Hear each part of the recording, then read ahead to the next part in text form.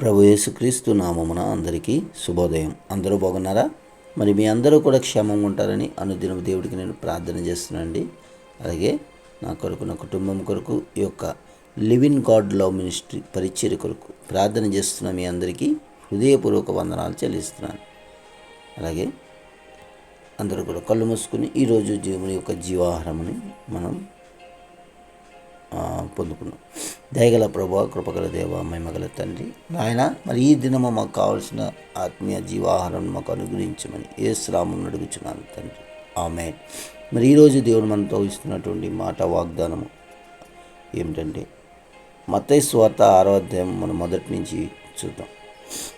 ఈ విధంగా మనుషులకు కనబడవలనని వారి ఎదుట మీ నీతి కార్యములు చేయకుండా జాగ్రత్త పడుడి, లేని ఎడల పరలోకమందున్న మీ తండ్రి యొద్ద మీరు ఫలము పొందెదరు. కావున నీవు ధర్మము చేయనప్పుడు మనుషుల వలన ఘనత నొందవలనని వేషధారులు సమాజ మందిరములలోను వీధులలోను చేయులాగన నీ ముందర బూర ఊదింపవద్దు. వారు తమ ఫలము పొంది ఉన్నారని నిశ్చయముగా మీతో చెప్పుచున్నాను. నీవైతే ధర్మము చేయనప్పుడు నీ ధర్మము రహస్యముగా నుండు నిమిత్తము నీ కుడి చేయి చేయనది నీ ఎడమ చేతికి తెలియక ఉండవలెను. అట్లయితే రహస్యమందు చూచు నీ తండ్రి నీకు ప్రతిఫలం ఇచ్చును. ఈ సోదర, ఈరోజు దేవుడు మనకి చెబుతున్న మాట ఏంటంటే, నీవు చేయు ధర్మము ఎలా ఉండాలి? నువ్వు చేసే ధర్మము, ఆ ఒక్క దానము, ఆ ఒక్క సహాయము అండి ఎలా ఉండాలి అంటే రహస్యముగా ఉండాలట. రహస్యముగా అంటే పరమనున్న తండ్రి, సృష్టికర్త అయిన భగవంతుడు, దేవుడు చూస్తున్న ఉద్దేశంతో నువ్వు ఇవ్వాలే. కానీ ఏంటి, మనం ఇచ్చిన దాన్ని బట్టి 10 మందికి తెలియాలి, 10 మందికి చెప్పుకోవాలి అని మనం డప్పాగాని కొట్టుకున్నాం అనుకోండి సోదర ఏంటి, అప్పుడు ఎలా ఉంటుందట? ఖచ్చితంగా ఇక్కడ చెప్తున్నారు,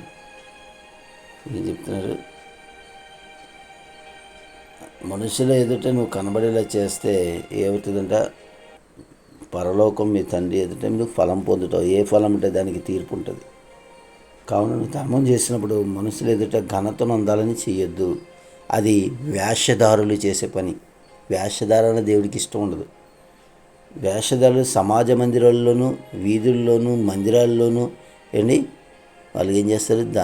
ధర్మాలు చేస్తుంటారు. ఎందుకంటే ఫొటోస్ తీయాలి, వీడియోస్ తీయాలి ఏంటి, వాళ్ళు గొప్ప చెప్పుకోవాలి. గొప్ప చూపించుకోవడానికి చాలామంది చేస్తుంటారు. అటువంటి గొప్పలు చూపించుకుంటే ఆ గొప్పలే మనకు మిగులుతాయి, కానీ దేవుడి తగ్గించి ఎటువంటి ఆశీర్వాదాలు మిగలవు. ఇది అందరూ జ్ఞాపకం ఉంచుకోవాల్సిన మాట.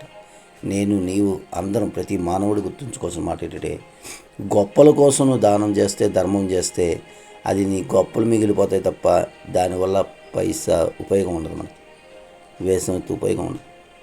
కనుక మనం ఎలా చేయాలి మన ధర్మం అంటే రహస్యముగా ఏంటి, నీకు కుడి చేతితో చేసింది ఎడమ చేతి కూడా తెలియకుండా నువ్వేం చేయాలంటే అంత జాగ్రత్తగా నువ్వు కనుక ఇవ్వగలిగితే ఏంటి, ఎవరికి తెలుస్తా చేసిన పరలోకపు తండ్రికి ఏంటి, అప్పుడు దానికి తగ్గ ఫలమును నీకు 30, 60, 100గా దేవుడు తిరిగి నీకు వచ్చేలా చేస్తాడు. దేవుడు ఇస్తాడంతే. అది ఎప్పుడు ఇస్తాడంటే ఆపత్కాలంలో ఆదుకొనుదగ్గ సహాయుడు ఆయన. సమయచిత్తమైన సహాయం అందిస్తాడు. ఇహమందు పరమందు కూడా మనకి ఎప్పుడు కూడా దేవుని కృప మన అంతటా ఎప్పుడు ఉంటుంది. కనుక అటువంటిది మనం ఏం చేయాలి? పొందుకోవాలి. అటువంటి కృప ఆశీర్వాదం పొందుకుంటే మనం వేషధారణగా ఉండకూడదని ఈరోజు దేవుడు నీతో నాతో మాట్లాడుతుంది. కనుక ప్రియ సోదరులారా, అట్టి గొప్ప కృప దేవుడు మనకు అనుగ్రహించును గాక. ఆమెన్. దేవునికి మహిమ కలుగును గాక. ఆమెన్. ఈరోజు పుట్టినరోజు దినములు జరుపుకుంటున్న వారందరికీ దేవుడు నూతన దయా కిరీటాన్ని అనుగ్రహించును గాక. ఆమెన్. దేవునికి మహిమ కలుగును గాక. ఆమెన్. అందరికీ వందనాలండి.